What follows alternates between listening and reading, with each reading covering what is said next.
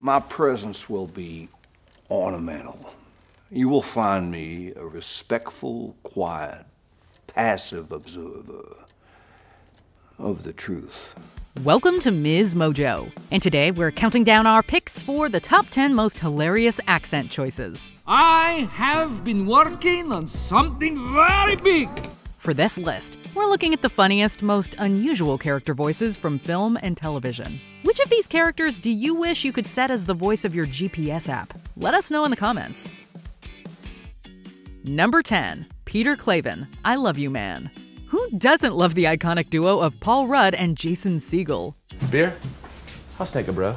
In the bromantic comedy film I Love You Man, Rudd's character Klavan is such an anxious mess, and it reflects in everything he says. In his everyday speech, he constantly misspeaks and fumbles his words, always coming up with strange expressions and nicknames. You nicknamed me Pistol and I just called you Jobin.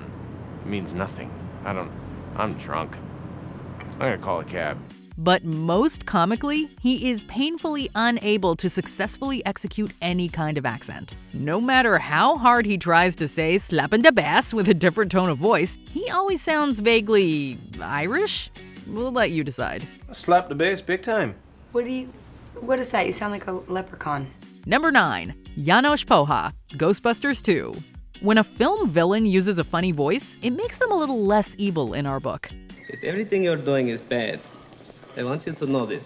This is the case for one of the Ghostbusters II bad guys, Janos Poha. Played by Peter MacNicol, the character as written was a nondescript American art curator. But in the hands of MacNicol, who was given some creative freedom to develop the character as he pleased, Janos ended up with a rich, if unexplained, backstory, and this unique, vaguely Czech and Romanian-inspired accent. No photographs, please! Slides are available in the gift shop.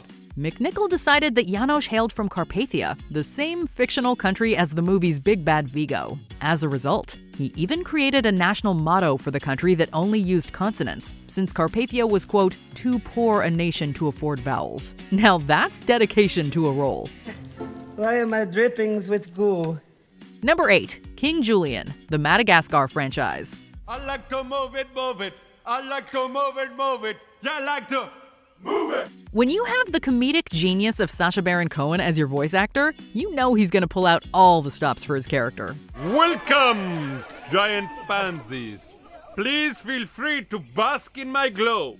As a matter of fact, the Madagascar character King Julian was only supposed to have 2 lines in the original film. But Baron Cohen's voice acting and improvisational skills proved to be so strong that they decided to rewrite the film's script. Does anyone else have the heebie-jeebies? No? Good. So shut up. Now, Julian is one of the most beloved characters in the whole franchise, and his one-of-a-kind accent is to thank. Everybody dance now. Yeah, yeah, yeah, yeah. Number 7. Everyone, House of Gucci. The 2021 film House of Gucci received some praise for its performances, but the cast's accents were a whole different story. We want to buy your shares of Gucci.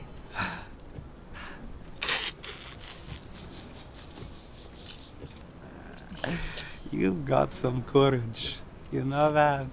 Linguists commented on the inconsistency in dialects and pronunciation that each actor struggled with in their own way. Namely, the choice to have the character speak English but slip in and out of Italian expressions was generally clunky.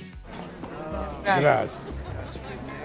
Especially since each performer had obvious difficulty mastering their accents in the first place. But if you can overlook the cringe, it's entertaining watching these world-class talents attempt to sound Italian.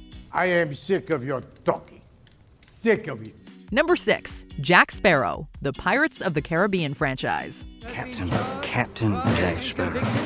Did you know that Johnny Depp based his accent for Captain Jack Sparrow off of the rock star Keith Richards of the Rolling Stones? Well, now you do. The iconic character from Pirates of the Caribbean certainly has a curious accent, one that combines various tones of British and English ways of speaking. But when you hear him speak, it's completely unmistakable. Why is the rum always gone?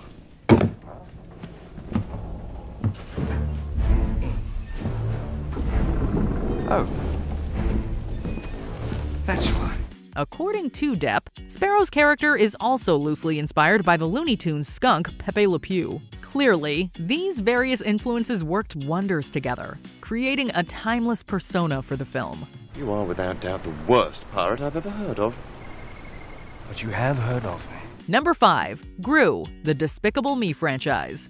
Who doesn't love Steve Carell? The voice of the fan-favorite character Gru from Despicable Me noted that the accent just happened to come to him on a whim while he was recording. Yes, I went to kindergarten. I know how the alphabet works. He isn't particularly attempting to emulate any specific regional dialect. Instead, he's attempting to sound equally funny and devious, which we think he nailed. First of all, you got no proof that I did that. Second, after I did do that, I put it back. Carell leans into strange pronunciations of words and expressions, which is a trait that has become a staple of the character. Thank goodness the Despicable Me producers let him experiment with Gru's vocal intonations. Now is not the time to mess with the plant! Number 4. Johnny, The Room. There are a lot of odd things to take note of in Tommy Wiseau's 2003 film The Room, and Johnny's accent is certainly one of them. You know what they say, love is blind. Wiseau is using his own voice to portray the role, but there is still much speculation as to the origins of his dialect. He sounds a bit French, but also somewhat vaguely European. Everybody betrayed me. I fed up with this world. Regardless of where he or his character is supposed to be from, Wiseau's distinctive tone and intense overpronunciation are just two of the ingredients that make The Room so hysterical. Let's go eat, huh? Come on, let's go. Number 3. Laszlo, What We Do in the Shadows. Matt Berry was born to play a vampire. His line readings are always spot on and hilarious. I think I swallowed the harmonica. Laszlo Cravensworth was born in England sometime between the 1600s and 1700s. To properly portray such an eccentric character, it is crucial to have the perfect diction that matches his background. Barry delivers this in every scene, finding funny ways to make modern speech and expressions sound antiquated. Because he's my best friend, he's my pal, he's my homeboy, my rotten soldier, he's my sweet cheese, my good time boy. It'd be easy for a daring comedy like What We Do in the Shadows to go wrong with improper casting. This has never been the case for the series. I know we haven't got on over the years, but nope, that's it. Number 2. Benoit Blanc, the Knives Out franchise. Nothing adds to a great mystery story like an equally mysterious accent. I observe the facts without biases of the head or heart. In the script for the original film, Rian Johnson had noted that Benoit Blanc should speak with a southern drawl. And while Daniel Craig absolutely delivers this, he also adds his own distinct twang that is impossible to pin down to one region. A donut hole in a donut's hole. But we must look a little closer.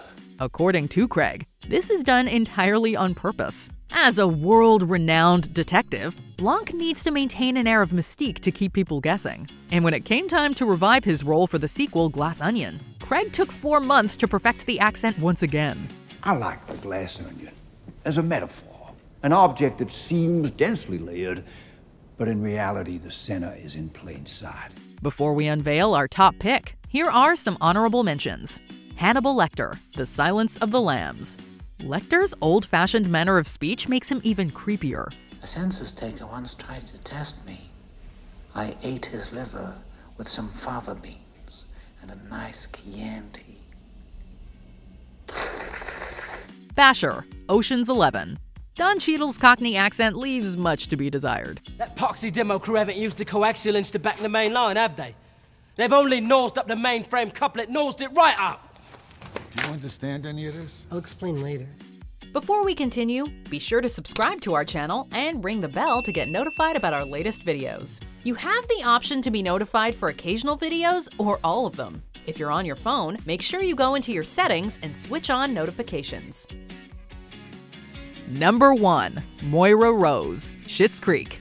Catherine O'Hara's incredible dialect choices may have turned Moira Rose into one of the greatest television sitcom characters of all time. David, I politely asked that concierge girl if she had stolen my earrings, and she turned ice cold, and now she's on her way to a pawn shop. She plays Moira with the affluence of someone accustomed to wealth and luxury, but sprinkles in some quirky diction that brings her personality to the next level. Oh, I would be pleased to RSVP as pending. It's hard to distinguish exactly what region her accent is reminiscent of. While it's slightly transatlantic, it also has some British and Canadian tonal influence mixed in. It's no wonder O'Hara has earned so much fanfare for this role. Her performance is unforgettably unique. This wine is all full. Give me another glass. Do you agree with our picks? Check out this other recent clip from MsMojo. And be sure to subscribe and ring the bell to be notified about our latest videos.